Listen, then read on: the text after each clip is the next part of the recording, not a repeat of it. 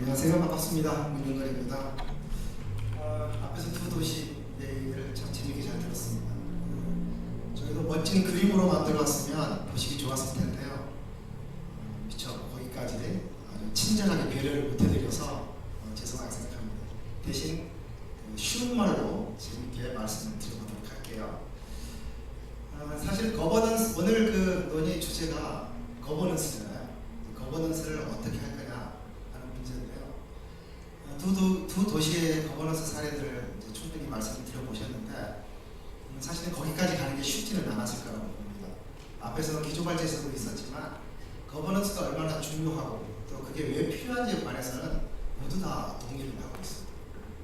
시민이 중심이 되고 또 각 그 거버넌스에 참여하는 각 전문가들이 자신들이 가지고 있는 전문 지식들을 집단지성처럼 모아서 합리적으로 의사를 결정해가는 구조, 이것처럼 아름다운 구조는 없죠.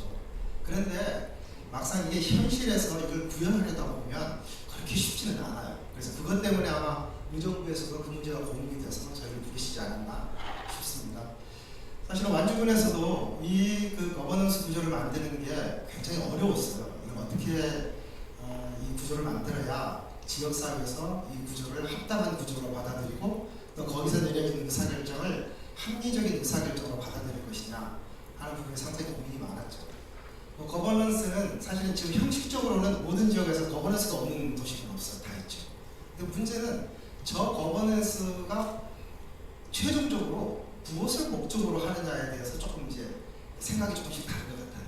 어떤 지역은 거버넌스를 단순히 의견을 수렴하는 창구로 활용하는 것이고 또 어떤 지역은 많은 지역의 의견을 듣는 정도로 그리고 결정은 누가 하냐면 마지막에 전문가들끼리 모여서 하죠. 결정. 그래서 사실은 거버넌스의 가장 핵심적인 기능이 뭘까? 저 기능이 주어진 정책을 실행하는 게 저 거버넌스의 핵심적인 일일까? 아니면 그보다 더 핵심적인 건 뭘까? 제 생각에는 거버넌스는 가장 핵심적인 기능은 의사결정이라고. 그런데 사실 이 의사결정이 쉬운 일이 아니잖아요. 최고의 전문가들이 모여서도 합리적인 의사결정을 하는 일이 어려운데 보통의 사람들이 모여서 합리적인 의사결정을 한다는 건 굉장히 어려운 일일 거예요. 그래서 저 거버넌스가 작동하는 게 사실 쉽지 않은 부분인 것 같아요. 제가 이제 그 드린 말씀이 첫 번째 얘기는 이제 그런 조금 더 제가 해야 되나요? 네, 하여튼 뭐 대충 아무 데나 띄워놓으시면 제가 말로 설명을 하도록 하겠습니다. 그래서 저희는 이제 이런 부분에서 과연 이 거버넌스가 본래 가지고 있는 그 의미 그대로 이게 활용되려면 좋은 의사결정을 내리는 구조를 만들어야 한다는 거죠. 이제 그 거기에 모든 고민은 거기에 있었습니다. 어떻게 하면 거버넌스가 의사결정력을 가질 정도의 시스템이 돼요. 또 거기서 내린 의사결정이 정책에서 행정에서 그것을 정책으로 수렴해서 제도로 만들어주고 사실 이게 제도로 만들어지지 않으면 오래 가기가 지속되기가 힘들어요. 그 시절에만 운영이 되는 거죠. 그래서 이거 어떻게 제도를 만들어야 돼요. 그래서 이 구조를 짜는 게 굉장히 어려웠는데요. 마침 다행스럽게도 저에게는 두 가지 경험이 있었습니다. 한 가지는 여러분들이 잘 아시는 전주 한옥마을을 만들어봤던 경험이죠. 또 한 가지는 지금 전주에 전라감명이라는 복원하는 큰 사업을 하고 있는데요. 그 복원 과정을 지금 제가 참여를 하고 있거든요. 그 두 가지가 전적으로 거버넌스 구조로 움직이고 있습니다. 전주 한옥마을이 처음 시작된 건 1999년부터입니다. 99년부터 전주 한옥마을을 어떻게 할까? 이거 완전히 막 쓰러져가는 그런 곳이었는데요. 이걸 싹 밀어버리고 아파트죠? 이제 좀 가깝잖아 한옥이.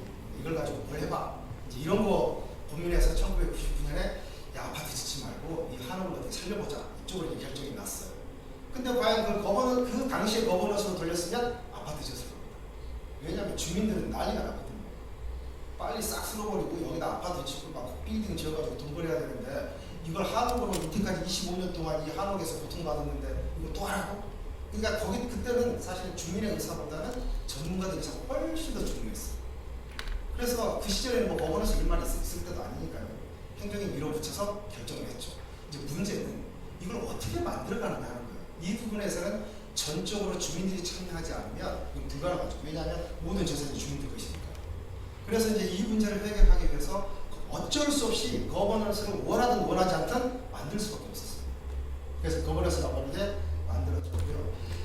참으로 중요한 건 행정이 전적으로 모든 권한을 거버넌스에 줬다는 거예요.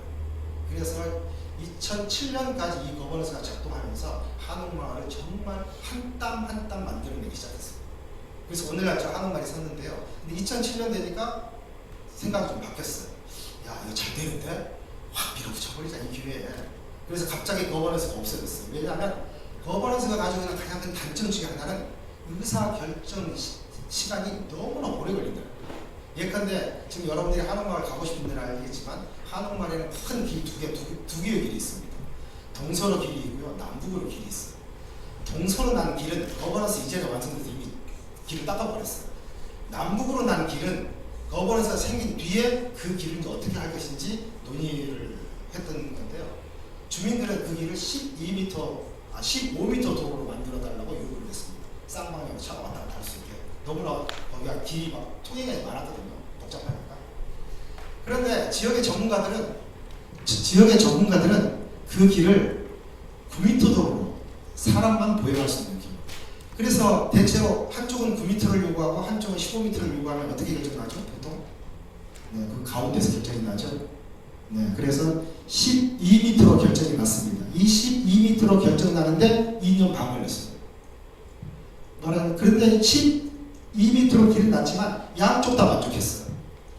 12m로 났는데 차량은 원웨이로만 가고 대신 나머지 길은 전부 보도로 확보했기 때문에 지역의 전문가들이 9m 도로로 하자는 것도 내용적으로는 이제 전부 이해가 됐죠. 또 지역의 상가들, 지역의 주민들은 9m로 했을 때 굉장히 답답해 보이는 그 길을 12m로 폭을 약간 넓혀놨기 때문에 시각적으로 만족감이 있었어요.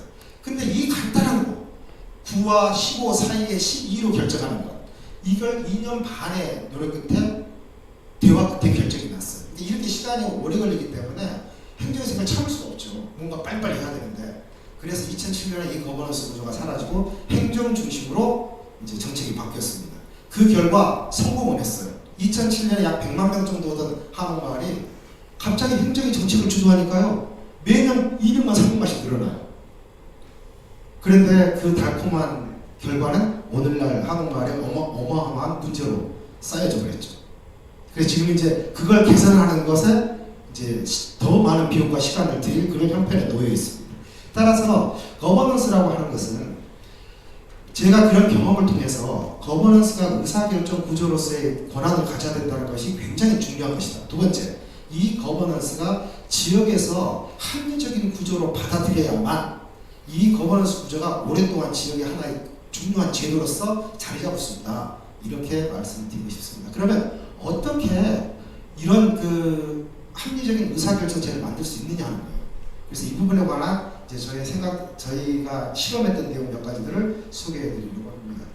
그러려면 먼저 완주가 가지고 있는 특성을 이해해야 됩니다. 거버넌스 구조는 모든 지역에서 한쪽에서 그 시스템이 성공했다고 해서 다른 지역에서도 그게 성공하리라 보기는 어렵죠. 왜냐하면 지역마다 특성이 다 다르기 때문입니다.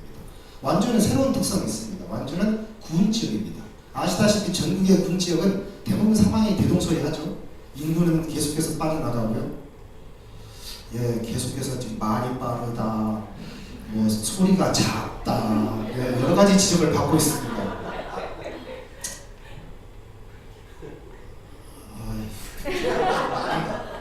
네, 천천히 하네요. 네, 그렇게 할게요. 완주는 군 지역인데요. 신기하게도 인구가 늘어나고 있어요. 전국에 몇 개 안 되는 특성입니다. 두 번째, 지역 주민의 소득도 늘어나고 있어요. 여러분이 잘 아시는 로컬 푸드 때문이죠. 그게 되게 성공했거든요. 지역의 많은 지역 농가 중에 46%가 로컬 푸드 사업에 참여하고 있어요. 수익이 너무 높아요. 그래서 이런 게 성공하다 보니까 공동체 활동 경험이 많아요. 완주 군민이 약 9만 5천 명 정도 되는데요. 그 중에 약 10,000명 이상이 어떤 공동체 조합이든 다 하나씩 가입이 되어 있어요. 그러니까 한 가구에 1명 정도는 다 가입이 되어 있는 꼴이죠. 그러니까 공동체 활동에 대한 경험이 굉장히 높습니다. 이런 특성을 가지고 있고요. 마지막으로 완주가 굉장히 오래된 역사를 가진 지역인데 하필이면 전주를 둘러싸고 있어요. 그러다 보니까 전주가 문화적으로 좀 세잖아요. 그러니까 완주가 잘 안 보이는 거예요. 또 역사적으로는 전주와 완주는 한 도시와 같았고요. 일제 때 이게 서로 나눠지거든요. 행정재편으로. 그래서 인구도 늘어나고 있고 소득도 높아지고 있어서 거의 뭐 전주와 비슷한 생활 수준을 가지고 있는데 뭔가 문화적으로는 살짝 전주에 치이는 것 같은 느낌. 그래서 전주는 자꾸 통합하자고 달려들고 완주는 싫다고 하고 있고 뭔가 그래서 완주 국민 입장에서는 우리는 전주하고 뭐가 다르지? 이런 게 필요한 거예요. 지금 이 지역의 상황이. 그래서 이런 상황 속에서 놓여있기 때문에 행정이 전적으로 끌고 갈 수 없는 구조죠. 왜 근데 인구가 늘어나고 있다는 건 자연 출생률 때문은 아니잖아요. 외부에서 들어온 인구 때문이거든요. 그러니까 이제 한 가지 고민이 생겼어요. 외부에서 들어온 저 사람들을 완주 사람으로 만들어? 아니면 우리가 변해야 되나? 이제 이런 고민에 빠지는 거예요. 저 사람들을 어떻게든지 가르쳐서 완주 사람처럼 살게 해야지? 이렇게 가야 할 건지 아니면 새로운 이질적인 생각과 이질적인 경험을 가지고 있는 사람이 지역에 들어왔으니 우리 지역이 그것을 새로운 자원으로 받아들여서 지역을 뭔가 변화시켜보려고 할 것인지 이제 고민에 빠지죠. 근데 거기 토백이보다요 외지 인구가 더 많아요. 지금 들어온 사람이. 두 번째 사회경제 수준이 높아지다 보니까 경제 수준이 높아지니까 그만큼 새로운 문화에 대한 욕구도 그만큼 커지고 있죠. 그러니까 기존에 있는 그 문화적 생산 양식만 가지고는 이제 안 되는 거예요. 뭔가 새로운 어떤 방법들을 완주에 넣어줘야 될 필요성이 있습니다. 마찬가지로 또 전주하고 뭔가 다른 걸 해야 되는 거예요. 완주는. 그래서 이런 상황에 놓여있기 때문에 이건 행정만의 아이디어로는 불가하죠. 결국 다양한 아이디어를 수렴할 수밖에 없는 구조고 따라서 문화적 거버넌스를 만든다고 하는 것은 선택이 아니라 완주의 입장에서는 필수가 되는 거예요. 따라서 이런 거버넌스를 만들자고 지역사회에 얘기하고 또 행정에 이런 게 필요하다고 요구하는 게 제 입장에서는 굉장히 유리한 환경이 되었던 거죠. 그래서 거버넌스라고 하는 것에 대한 관심이 굉장히 높아지고 있습니다. 그런데 이제 문제가 거버넌스를 만들어졌는데 다시 말씀드린 것처럼 거버넌스에서 제가 가장 중요하게 생각하는 것은 주민 스스로 의사결정을 할 수 있는 힘을 갖는 거예요. 근데 이건 정치적 힘만이 힘이 아니고 실제적 힘이 있어야죠. 가장 중요한 건 판단력이 있어야 되잖아요. 그래서 이 부분을 어떻게 해결할 것인가에 대해서 이제 고민이 생겼습니다. 제가 찾아낸 방법은 두 가지입니다. 하나는 뭐 여러분 우리가 모든 지역에서 다 하고 있는 거죠. 실질적으로 그런 걸 판단할 수 있는 주체를 새롭게 길러내자. 대부분 이걸 문화 전문 인력 양성 뭐 여러 가지 말로 하잖아요. 그래서 저는 여기에 제 나름의 아이디어를 가지고 저는 이분들에게 새로운 이를테면 이름을 부여했습니다. 많은 이제 지역에서 워킹그룹이라고 하는 이제 용어를 많이 사용하죠. 거버넌스에서. 근데 저는 다른 이름을 부여했어요. 제가 이렇게 다른 그 개념을 사용한 이유는 워킹그룹이 가지고 있는 이제 오랫동안 형성되어 오면서 그것이 가지고 있는 장점도 굉장히 많은데요. 그 단어로 인해서 활동이 제한되는 워킹그룹 이거네 이렇게 제한되는 게 있더라고요. 그래서 우리는 이 경계를 뛰어넘기 위해서는 뭔가 다른 방식으로 이 주체들을 불러줄 필요가 있겠다. 그래서 제가 만들어낸 새로운 용어는 컬처 메이커즈라고 하는 용어입니다. 개인은 컬처 메이커고요. 그들이 보이는 공동체들은 컬처 메이커즈라고 하는 이름으로 사용을 했습니다. 지금 어떤 도시가 그 개념을 최근에 가져 쓰고 쓰시더라고요. 제가 고민이 하나 있어요. 청주는 이미 문화도시가 됐으니까 그런 고민이 없으실 것 같은데요. 저희는 예비문화도시거든요. 올해 경쟁을 해야 돼요.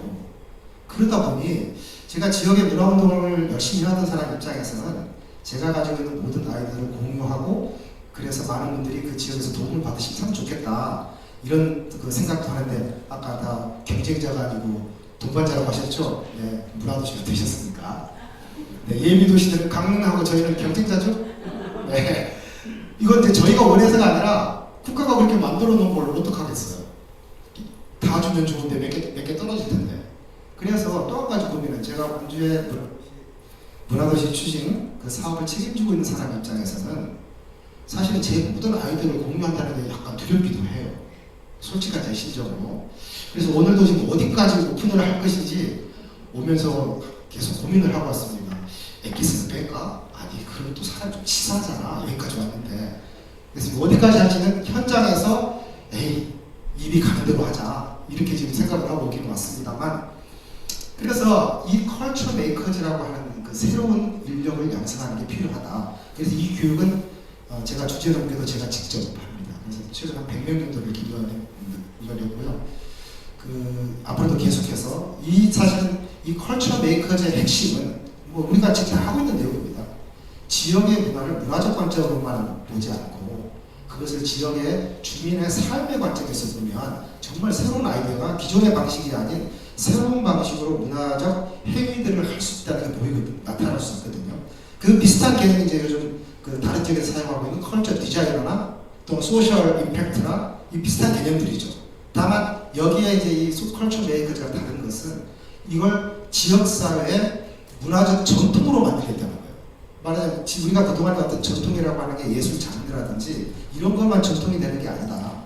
새로운 지역의 전통이라고 하는 것은 우리가 어떻게 문화적 행위를 하는가, 그리고 지역에서 만들어지는 문화적 생산 구조는 어떤 방식으로 나타나는가, 이런 것도 하나의 지역의 전통이 될 수 있다. 네, 그렇게 지금 판단해서 하고 있고요. 또 하나는 이제 저 사업단 이전에 완주문화재단에서 양성해왔던 문화이장이라고 하는 그룹입니다.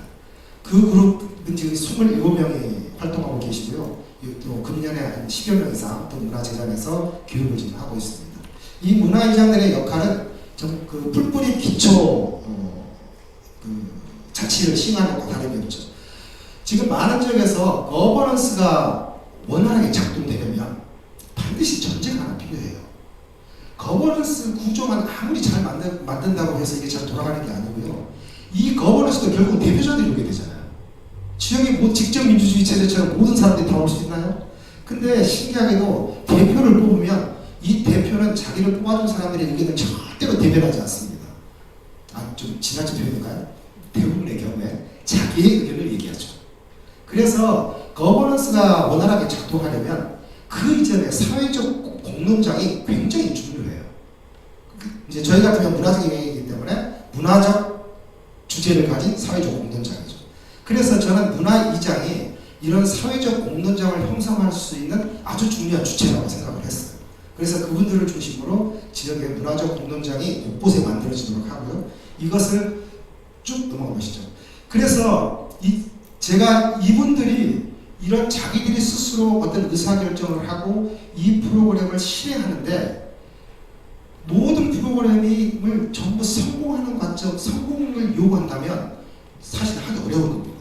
그래서 이 지점에서 저희 같은 중간 지원 조직의 역할이 매우 중요하죠.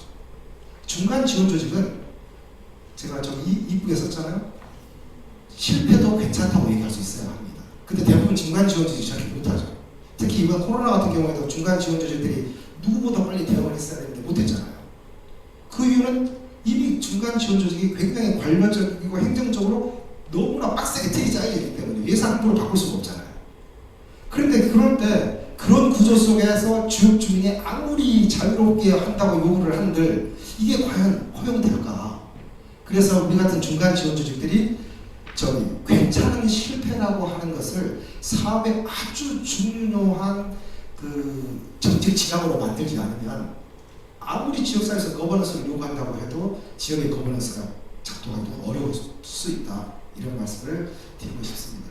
그래서 제가 이제 요약하자면 거버넌스가 돌아가려면 의사결정력을 직접 갖는 것이 굉장히 중요합니다. 근데 의사결정력을 직접 가지려면 이분들이 의사결정을 하기 좋도록 정보와 경험이 있으셔야 돼요.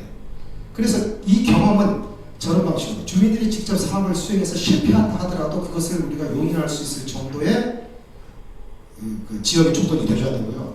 두 번째, 합리적인 의사결정을 하기 위해서 필요한 정보는 이제 저희 같은 경우에는 전문가들을 동원하죠. 전문가들의 역할은 과거 체제에서는 전문가들이 의사결정을 할 때까지 참여했지만 저희 완주 지역에서 전문가들은 의사결정을 하지 않습니다. 주민이 의사결정을 하는데 필요한 정보를 제공하고 또 그 정보를 분석해주고 그 분석된 정보를 지역사회에 적용할 수 있도록 도움을 주는 역할까지만 하죠. 그러면 그 정보를 받아들여서 의사결정을 주민이 해요. 그런데 실제로 주민이 그걸 실행하는 과정에서 과연 내려진 결정대로 합리적이고 효율적으로 추진해 갈 수 있느냐, 그런 효과를 낼 수 있느냐, 그 부분에서 또 전문가가 참여해서 컨설팅으로 참여하죠. 그래서 이 구조를 순서를 좀 바꿔놨더니요. 과거에 했던 거에서 약간 몇 가지만 이렇게 틀어놨더니 굉장히 지금 원활하게 돌아가고 있습니다. 제가 이제 몇 가지 그 올해 이제 실험적으로 하고 있는 것들이 그 의사결정을 하는데 실험적으로 하고 있는 것 중에 하나가 우리 그 우라도시 추진단, 우리 지원센터에서 하고 있는 모든 사업의 그 공모 사업의 선정은 100% 주민들이 참여해서 결정을 합니다. 전문가들은 결정된 사업이 제대로 돌아갈 수 있도록 도움을 주는 역할만 합니다. 그것을 저희는 주민 배심원단이라는 이름으로 사업을 시행하고 있고요. 그래서 맡겨봤더니 잘 되고 있어요. 처음에 걱정 많이 했죠. 저희 직원들은 진짜 이게 결정이 잘 내릴 수 있을까요? 엄청 걱정했는데요. 그렇게 하고 있고 그 외에 몇 가지 추가적으로 저희가 아이디어를 내서 하는 그런 사업들이 있습니다.